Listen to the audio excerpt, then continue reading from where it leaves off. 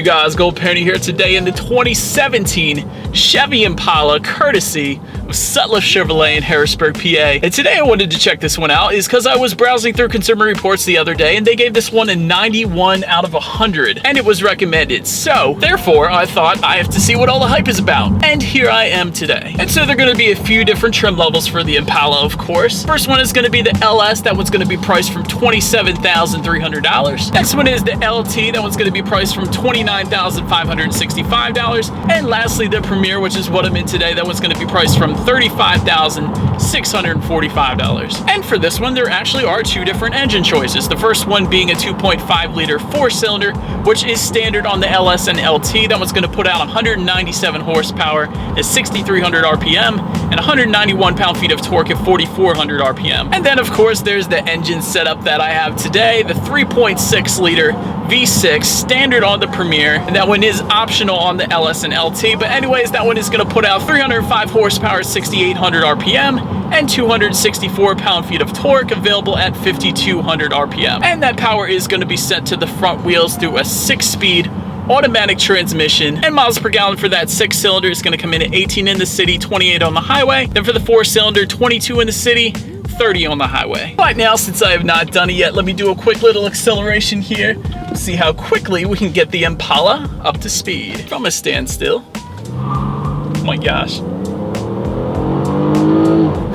You actually can feel it in your stomach. This is pretty impressive power on the V6. And I don't know if you guys heard it or not, but there was a slight bit of wheel spin as well. So yeah, when it comes to merging on the highways or just having fun on the weekends, the Impala can do that. The next thing I want to mention as far as visibility goes, there's not a huge rear window back there, but I'm definitely having no issues with visibility. I think that's fine. Side mirrors are perfectly fine as well. And as far as the ride quality goes, I actually don't think it's that bad. It definitely rides like a comfortable large sedan. And I do even have the 19-inch wheels today since I have the Premier, so I'm sure with the 18-inch wheels, they would probably ride even smoother. And as far as that suspension setup goes, this one does come with a McPherson strut front suspension, and there is a rear 4-link suspension. Now let me touch a little bit on the exterior styling, because I gotta admit, the front end of this one looks awesome in my opinion. And so anyways, up front on the LS and LT, you're going to get halogen headlamps. And of course on the Premier, what you're looking at right there are HIDs. And also on this Premier we have today, there are LED daytime running lights as well. Then heading around to the side on the LT and the Premier, you're going to get heated side mirrors. There are integrated turn signals. And of course, you guys have probably already noticed this at this point. Typically there are body colored side mirrors. However, the ones we have today obviously are wrapped in chrome. And that chrome detailing does continue throughout the car, so it definitely matches up with everything. Then when it comes to the wheels, on the LS you're going to get 18-inch wheel covers. On the LT you're going to get 18-inch alloy wheels,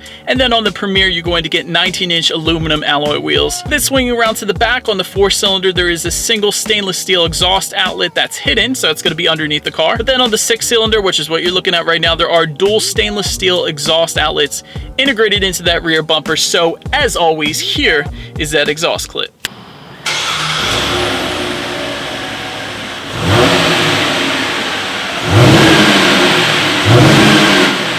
Now, since we're around back, cargo capacity is going to come in at 18.8 cubic feet, which surprised the heck out of me because that is a ton of space back there. But just in case that wasn't enough, those rear seats, of course, do fold down. There's a ton of additional space available there. And then with those back seats back up, this is another part where the Impala absolutely is a beast. That rear legroom comes in at 39.8 inches. That is a ton. For reference, I'm an even 6 feet tall. This is how much space I had going on back there. And for those rear passengers, of course, there is a fold-down rear armrest with cup holders as well. Then heading up front, there is an 8-way power adjustable driver's seat with power lumbar on all trims. There are heated seats on the Premier, which is what I have here, and these seats are ventilated as well. So actually I gotta turn that on because it is freaking hot today. By the way, that is an optional feature on the Premier. I should mention that. This Premier trim, of course, just happens to have that option. But then moving on to the steering wheel, that is power adjustable. It is tilt and telescoping, so between the seats and the steering wheel, I was definitely able to find my perfect driving position there. As far as the startup goes, you can just simply leave the key in your pocket if you like. It is going to be a push button start. And then upon startup, those gauge needles are going to do a full sweep. And by the way, that keyless entry and push button button start. It does come standard on all trims as well. And another thing I definitely want to show you guys is on this key fob, there is a remote start button as well. So all you got to do is hold that in from even inside your house. The car is going to start up, maybe warm up if it's snowy outside so you don't have to go out there. So by the time you get out in the car, the Impala is heated up, ready to go when it's snowing out, and that is awesome as well. But then in between the gauges, once it's start up, there's that digital speed available, and it also has speed limit recognition. So if you're driving somewhere you're not familiar with, you don't know the speed limit, and you don't want to get pulled over,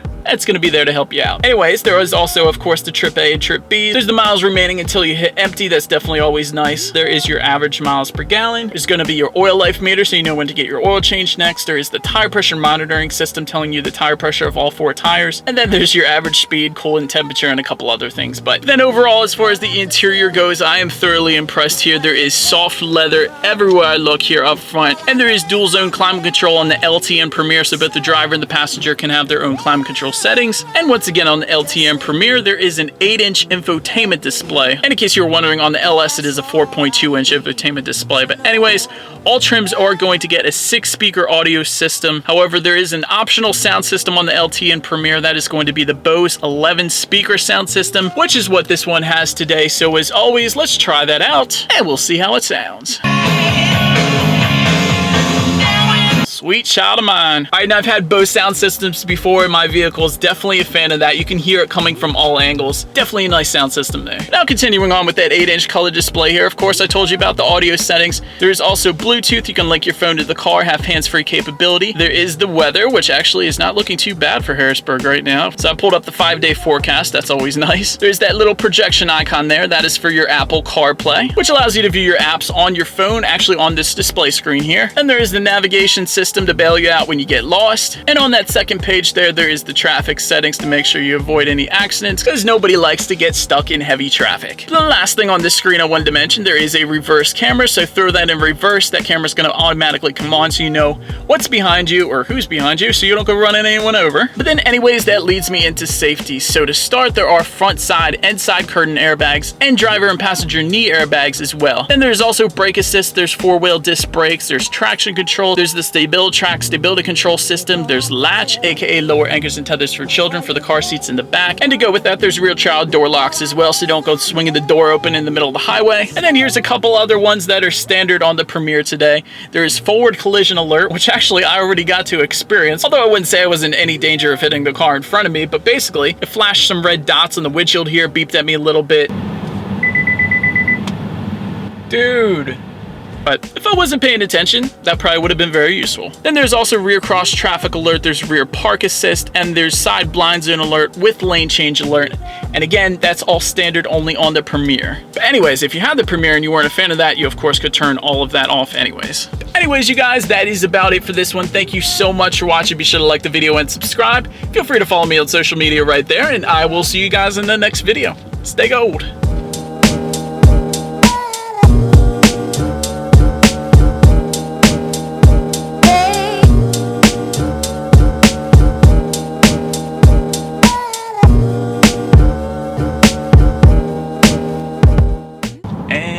There's some people walking on the road. I don't want to run them over.